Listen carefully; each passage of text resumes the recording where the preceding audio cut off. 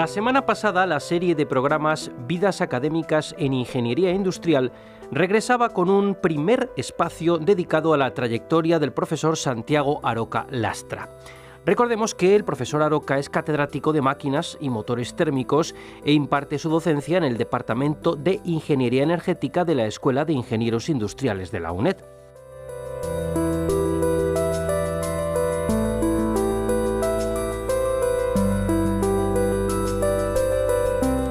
En esta segunda parte vamos a conocer más detalles sobre su desarrollo como profesor y también su trabajo como gestor universitario. El profesor Aroca ha participado en la fundación de varias escuelas de ingeniería en distintas ciudades, experiencias que enseguida vamos a recordar. Finalmente nos ofrecerá sus impresiones sobre el enfoque actual y los retos de futuro en su campo de especialización, la ingeniería energética. Y todo ello, de nuevo, en diálogo con el catedrático de Proyectos de Ingeniería de la Escuela de Ingenieros Industriales de la UNED, Miguel Ángel Sebastián. De nuevo estamos con el profesor Santiago Aroca, que ya estuvimos en el programa anterior, viendo algunos elementos de su formación, de su paso por la Escuela Técnica Superior de Ingenieros Industriales de Madrid, y donde hizo la carrera, el puesto fin de carrera, el doctorado. Y bueno, vamos a ver en el programa de hoy cuál es su desarrollo como profesor, al otro lado del proceso. Inició su actividad como profesor inmediatamente después de acabar la carrera. ¿Hubo algún episodio profesional entre medias o durante? ¿Cómo fue el hecho de quedarse? ¿Era por vocación? ¿Era por oportunidad? No sé. ¿Nos puede decir cómo estaba? Bueno, de hecho, mi labor docente vinculada a la escuela empezó antes de terminar la carrera. Había una figura en aquel momento que se llamaban monitores de laboratorio, que eran alumnos que se contrataban por los grupos de cátedra correspondientes para auxiliar en la preparación de prácticas de laboratorio y en la realización de las prácticas de laboratorio. Cuando yo estaba finalizando mi carrera, pues se creó el Laboratorio de Mecánica Teórica, una cosa muy pintoresca de nombre. No, pero muy interesante. Y entonces, bueno, pues por una serie de circunstancias, pues entré como monitor en ese laboratorio. Fue una etapa muy fecunda. El laboratorio estaba dirigido entonces pues por un profesor muy joven, el profesor es Ángel María Sánchez Pérez. Sí, lo siento, pero fue el que le ha pisado el episodio número 1 de esta serie, al que aludía al comienzo del otro programa. Ya lo conozco. Y bueno, pues el catedrático del grupo Quinto Mecánica era el profesor Escala Estaleya. Pues creo que es el episodio número 2, o sea, el 3 y el 4. O sea que... Bueno, pues yo entré allí como alumno y fue una etapa que a mí me sirvió mucho en mi formación como ingeniero y que, digamos, me llevó a despertar mi vocación docente. Estuvimos durante un año y medio prácticamente dedicados a diseñar y construir todas las prácticas de laboratorio. Dentro de este diseño de las prácticas también fue, los manuales para realizar las prácticas. Entonces tuvimos el capricho, con una gran visión del profesor Sánchez Pérez y del profesor Escala, supongo que también debió tener algo que ver en el tema, de desarrollar unos programas de ordenador, entre comillas, que permitieran, metiendo los datos de medidas en las prácticas, hacer la comparación de esos datos de laboratorio con los modelos teóricos. Y una de las cosas que se pretendía con esas prácticas de laboratorio es que el alumno enjuiciase por qué había, si es que había, divergencias entre las medidas reales y las expectativas que se podían extraer de los modelos. Bueno, el ordenador, entre comillas, que utilizamos fue una máquina de sobremesa que se llamaba, Programa 101, no voy a decir ni siquiera la marca, aunque ya es historia, no es una marca comercial. Y bueno, pues se programaba en código de máquina, no tenía, por supuesto, funciones. Tuvimos que desarrollar sus rutinas para calcular senos, cosenos o logaritmos o exponenciales. Y esto pues me obligó a estudiar mucho cálculo numérico, por ejemplo, cosa que yo no había cursado en mi carrera. Y entonces pues fue una gran formación. Y además me enseñó también una cosa que creo que es muy importante para un ingeniero. Cuando voy a hacer un diseño, yo lo que tengo es que modelizar un fenómeno físico, un fenómeno extremadamente complejo. Y bueno, pues de alguna manera tengo que evaluar cuáles son las magnitudes que tengo que conservar y cuáles son las magnitudes de las que puedo prescindir en función de la precisión que yo requiera. Exacto. Y tengo que afilar más o menos el lapicero, ¿eh? Y esta etapa, pues ya digo que me impactó muchísimo. Cuando estaba ya en el último año de carrera, pues además por una serie de circunstancias, pues el profesor Escala me invitó a empezar a terminar un curso en una vacante que se había quedado de un profesor, pues a dar un grupo de mecánica siendo alumno. Uh-huh. Y bueno, pues fue él también el que no solamente en mi etapa de alumno de mecánica, sino luego después en esta primera etapa de profesor, pues fue él el que me enseñó cómo había que dar las clases. El profesor Escala, sin lugar a dudas, ha sido el mejor profesor que me he encontrado en la Escuela de Ingenieros Industriales. O sea, sus clases, producto de una preparación intensiva, evidentemente, no les sobraba una coma ni les faltaba una coma. Eran un libro de texto. Eran algo fenomenal. Y bueno, pues cuando ya me licencié, pues aunque empecé a trabajar en ejercicio libre, mantuve mi vinculación como entonces profesor encargado de curso en la escuela, y ya pues en el año 75, cosas así, pues tuve la ocasión de quedarme como jefe de laboratorio de mecánica. Y luego después pasé a... Pero luego pasó su actividad a la zona de termotecnia y termodinámica hasta estos días, ¿no? Bueno, en termodinámica la empecé simultaneando con la mecánica y luego pues ya pasé a termodinámica y termotecnia.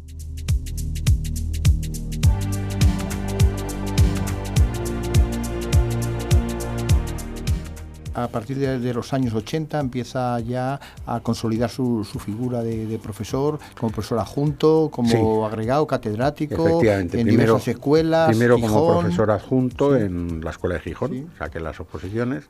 Recién inaugurada la Escuela de Gijón. Sí, marché allí en el año 79, que fue cuando se creó en el curso 79-80, y bueno, pues el primer reto con el que me encontré fue el de formar profesorado. De hecho, las primeras enseñanzas que pusimos en funcionamiento fueron los cursos de doctorado, mucho antes que el primero de carrera. Curioso. Sí, porque necesitábamos formar profesores doctores. Claro. Y bueno, pues allí dirigí 3 o 4 tesis doctorales en aquella escuela, porque era la necesidad que en aquel momento se tenía. Y bueno, salió a la plaza de profesor adjunto, la saqué, estuve un tiempo y bueno, pues por razones diversas me tuve que trasladar a Madrid, por razones familiares. Y entonces pues llegué a la UNED. Salí de nuevo de la UNED. Sí. A Valladolid, con la cátedra de Valladolid, porque ¿no? Saqué allí la cátedra. Es que ahora se habla mucho de movilidad, pero en alguna época como la que nos ha tocado vivir, había una movilidad intrínseca, porque al no haber posibilidad de 2 catedráticos en el mismo centro, de la misma asignatura, el progresar, el promocionar, forzaba un desplazamiento de una manera muy natural, ¿no? Una cosa que bueno, usted, profesor Sebastián, la conoce perfectamente, pero que no es muy conocida. En las escuelas técnicas, inicialmente, estaban estructuradas en algo que se llamaban grupos de cátedra. Exacto. Cada grupo de cátedra englobaba la enseñanza de varias asignaturas muy afines. Es como el núcleo fundador de las áreas de conocimiento. De las áreas de conocimiento. Sí, pero quizás más especializadas y más compactas. Quizás. Sí. Quizás. Sí, efectivamente. Sí. Efectivamente. Y entonces cada grupo de cátedra tenía una dotación de profesorado intrínseca. Tasada y... No, tasada no, intrínseca a la formación, que tenía como mínimo un catedrático y un profesor adjunto. Y en las que eran prácticas, que tenían enseñanzas prácticas de laboratorio, un profesor adjunto para teoría y un profesor adjunto de laboratorio. Y bueno, pues algunos grupos de cátedra que tenían que impartir más enseñanza y que necesitaban más profesorado, pues tenían encargados de curso. Entonces esa era la razón por la que no había nada más que un catedrático por grupo de cátedra. ¿Cuál era el grupo de cátedra de termotécnica? Porque la tecnología mecánica en el que estaba yo era el grupo 24, ¿se acuerda de cuál era? Bueno, pues yo estuve en el grupo 5 mecánica, sí. Pero bueno, ya salí de él, pasé a termodinámica, que era el grupo 15, y luego el grupo 19 y 20 eran termotecnia y motores. Ahora todo estaría en máquinas y motores térmicos. Máquinas y motores térmicos, efectivamente. Exactamente. Y bueno, y catedrático en Valladolid, y otra vez casi una escuela nueva, también a montarla un poco. Sí, efectivamente, porque la escuela de Valladolid se creó en el año 75. Sí, pero yo me acuerdo que la escuela de Valladolid se creó en 2 etapas, solo primer ciclo y luego solamente segundo, daba ¿no? primer ciclo. Sí, me acuerdo. Cuando dispuso de un edificio propio, se empezó a desarrollar el segundo ciclo, y bueno, fue la razón por la cual a mí me invitaron a irme a la escuela de Valladolid. Me prometieron sacarme la plaza oposición de catedráticos y me comprometía a hacer una formación del área correspondiente en teoría y práctica. Y bueno, pues ahí me marché y cumplí mi compromiso. ¿Y regresó a la UNED? Y regresé a la UNED pues por las mismas razones familiares que vine como profesor adjunto de Gijón a la UNED. Pero también ha participado en la creación de la Escuela de Badajoz y también ha tenido algún contacto con Cartagena, incluso desde la comisión gestora. Es que usted es un fundador nato, ¿no? Un pionero nato. Pues no lo sé. En la Escuela de Badajoz, pues junto con el entonces mi jefe, el profesor Pomata, maestro y compañero, con el profesor Pomata, habíamos tenido muchos contactos con la escuela universitaria de Ingeniería Técnica Industrial, y cuando se pasó a Escuela Técnica Superior, pues nos invitaron a participar en la primera generación de esta escuela. Y bueno, pues fue algo para mí nuevo, en el sentido de que yo conocía lo que era una escuela de ingenieros industriales. Pero aquella escuela, además de dar ingeniería industrial, empezó a dar ingeniería técnica industrial. Lo que venía haciendo históricamente, ¿no? Que era lo que venía haciendo históricamente. Claro. Entonces, la novedad para ellos era dar ingeniería industrial, no era dar la ingeniería técnica, que era lo que daban habitualmente, pero para mí fue una novedad importante que en una misma escuela se dieran las dos titulaciones. Un ingeniero técnico industrial es un producto muy diferente de un ingeniero industrial. No es un ingeniero industrial menos capacitado, sino es un ingeniero técnico es un producto distinto. Es un producto distinto. Es un ingeniero técnico industrial muy capacitado y con unas capacitaciones diferentes a las que se exige a un ingeniero industrial. De la misma manera que lo que se exige o se debería exigir a un ingeniero industrial es muy diferente de lo que se debería exigir a un doctor en ingeniería. No necesariamente son 3 grados secuenciales, sino hay algo más. Hay bastante más. Hay algo más que esos 3 grados. Hay bastante más. Y entonces, pues en cualquiera de los casos, lo que sí es muy importante, a mi juicio, el tener presente, y que de alguna manera, pues creo que en muchas ocasiones lo estamos olvidando, es que los estudios en una escuela técnica son estudios profesionalizantes. Eso no significa que sean de bajo nivel. Eso lo que significa están muy dirigidos. Es que nosotros aplicamos nuestros conocimientos a determinadas cosas. Y los conocimientos que proporcionamos son herramientas para conseguir esas cosas. Yo, de forma un poco anecdótica, les digo a los alumnos, mira, en resistencia de materiales estudiáis la ecuación de la elástica y todas esas cosas, porque no tenemos una bola de cristal que nos permita saber cuántos redondos de qué diámetro hay que poner en un pilar para que no se caiga la estructura. Claro.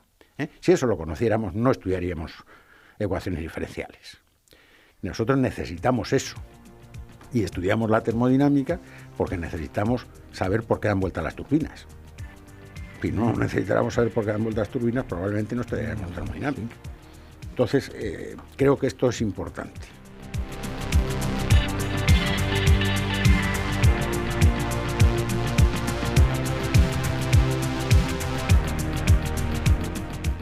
Sí, yo si me permite, recopilando, quiero resaltar que tenemos el modelo de la escuela Técnica Superior de Ingeniería Industriales de Madrid, que es la escuela histórica que nace en 1850 y que imparte.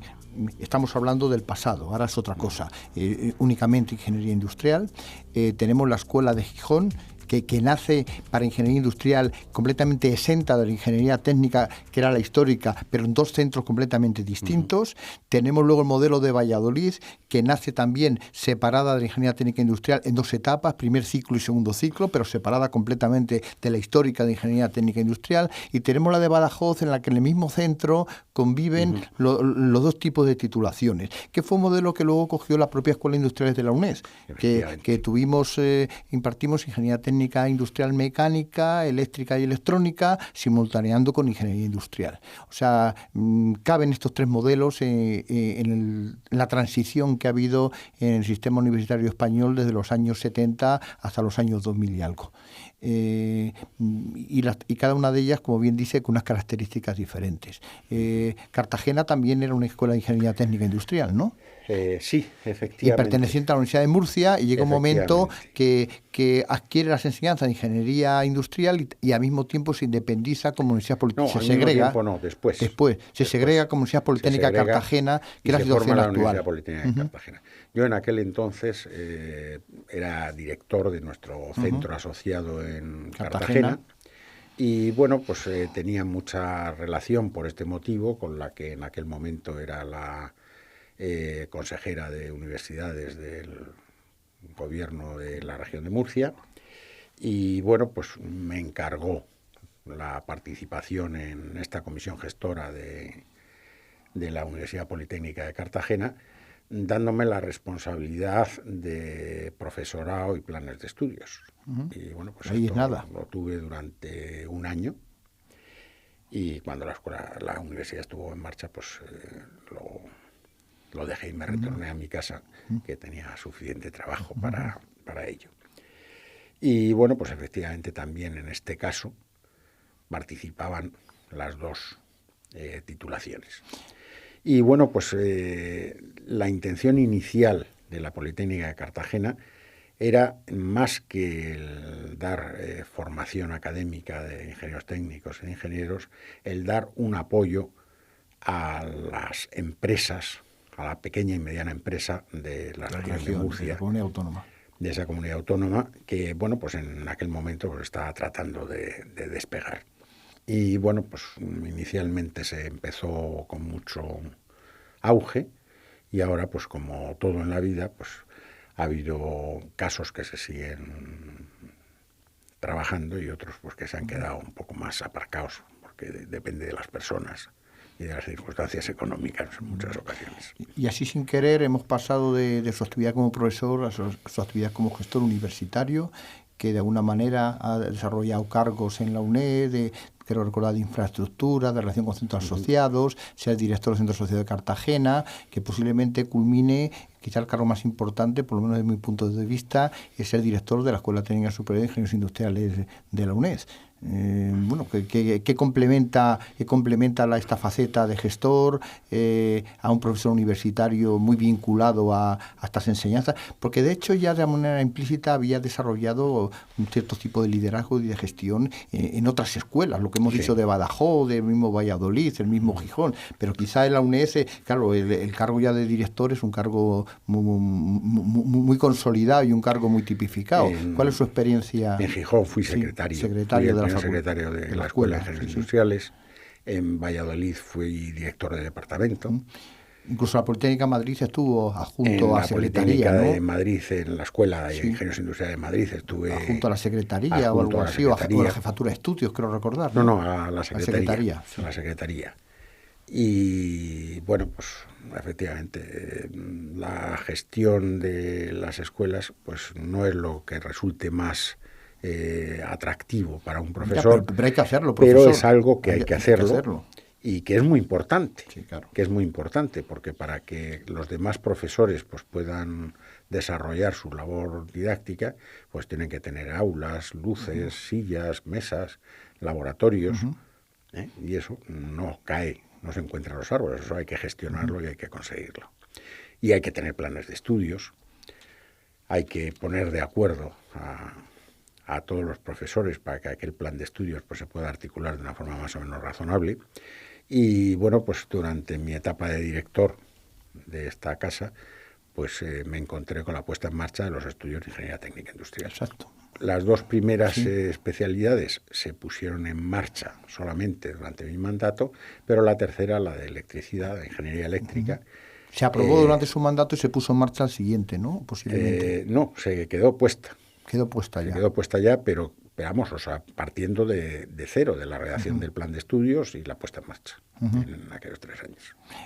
Otra cosa que también fue muy interesante, no sé cuál ha sido la repercusión real, pero fue muy interesante en mi etapa, fue el primer plan de calidad de la Escuela de Ingeniería Industrial de la UNED.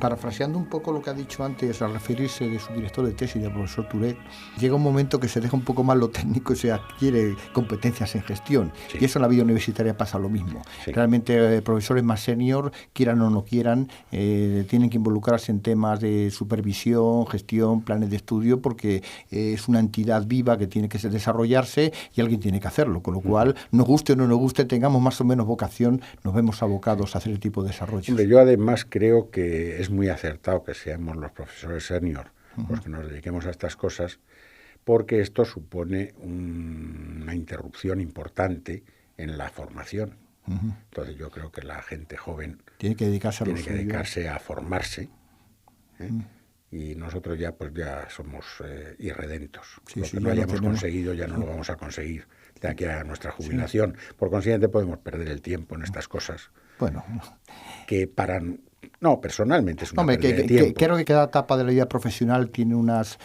habilidades, unas necesidades y unos compromisos que le son más adecuados que otros. Evidentemente, yo creo que el paso primero lo técnico y luego lo gestor parece que es algo natural, ¿no? Sí. Lo que pasa es que no todos los técnicos están capacitados para la gestión, desgraciadamente también. No es una cuestión de años y de experiencia docente, sino de capacidad de lidiar y de gestionar las cosas. Los ingenieros, deberíamos estar especialmente capacitados, porque a mi juicio un ingeniero es una persona que está especialmente capacitada para manejar los dos elementos fundamentales de la producción, que son las personas y el dinero. Sí. Y para ello utilizar los medios técnicos adecuados para más cosas. Sí. Y entonces en ese aspecto, bueno, pues yo creo que probablemente, pero a pesar de todo, no todos los docentes, aunque seamos docentes de ingeniería, pues estamos capacitados para llevar a cabo esa tarea posterior. Pero bueno, lo que sí es cierto es que la debemos de desarrollar los seniors, pues por esas razones que comentaba antes, ¿no? Sería una lástima que profesores prometedores pues interrumpieran su formación y su progresión por dedicarse a estos temas administrativos. Profesor, estamos en los últimos minutos de este programa y sí me gustaría abusar de su especialización energética. ¿Qué representa la ingeniería energética ahora? ¿Qué enfoque debe tener? Con los estudios actuales que tiene la Escuela Técnica Superior de Industriales de la UNED, ¿satisface completamente las necesidades? ¿Se podría abundar en alguna otra titulación a nivel tanto de máster, grado, doctorado? ¿Cómo se debía desarrollar el futuro en ese campo? Bueno, pues en este momento estamos coyunturalmente en una etapa de bajo coste del petróleo. Exacto. Que yo creo que es coyuntural. No sé el tiempo que se va a poder sujetar esto, porque el petróleo se nos acaba. Cuanto más bajo sea el precio del petróleo, se acabará antes. Entonces, sigue siendo muy importante dentro de la industria los estudios de eficiencia energética. En mi caso concreto, lo que más estoy vinculado en este momento son a las instalaciones en edificación, a la climatización, y esto pues está muy de moda. De hecho, en un momento de parón de la industria de la construcción, las ingenierías han sobrevivido gracias a esto. Yo creo que Este es un tema muy importante para toda la industria, no solamente para la industria de climatización, sino para toda la industria en general, y creo que sería bueno el poder disponer de una especialidad energética en la que el futuro ingeniero pues pudiera llegar a tener una preparación acorde para este tema. Para hacer instalaciones eficientes, lo primero que hace falta es aprender a hacer buenas instalaciones. Una mala instalación jamás será eficiente. Entonces volvemos a los 3 palos de soporte que habíamos visto antes, las 3 ramas del tronco industrial: el graduado, el máster y el doctor. Pero esto sí habría que, yo creo, que ponerlo en marcha. Y quizás retomar el reto que en su día pilotó el profesor Pomata, Rodríguez Pomata, ¿no? De implantar la especialidad en ingeniería energética en esta escuela de ingeniería industrial de la UNED. Sí, efectivamente. De hecho, estuvo implantada, vamos. Estuvo implantada en el plan 64 bis, en el plan 75-76. Y también estuvo en el plan 2001, había unas especialidades más energéticas, ¿no? Lo que pasa es que lo que tendremos que tener muy en cuenta cuando se implante esta especialidad, o con el formato que sea, es el hecho que antes comentaba de que los estudios de esta casa son estudios profesionalizantes. No podemos ofrecer a un futuro ingeniero formación en ingeniería nuclear y en climatización. Pero son 2 ramas total y absolutamente disjuntas, que sí pueden tener una formación básica común, pero más allá de esa formación básica común no tienen nada que ver. Entonces, en estas últimas etapas de desarrollo tecnológico o inclusive de investigación más básica dentro de cada rama tecnológica, son total y absolutamente disjuntas y tendrían que estar suficientemente separadas. Pues muchas gracias, profesor Aroca, por haber compartido con este programa la serie de vidas académicas de ingeniería industrial con nosotros. La verdad es que de su participación en los 2 programas sacamos esa dualidad de rigor en la formación científica básica y también un enfoque profesionalizante en las enseñanzas de la ingeniería industrial, y recogemos su experiencia a lo largo de esos 40 años de vida académica que ha sido más o menos resumida en estos 2 programas de radio. Muchas gracias, profesor. Muy bien, pues muchísimas gracias a ustedes por haberme traído aquí y bueno, pues haberme permitido soltar mi rollo. Muchas gracias, profesor.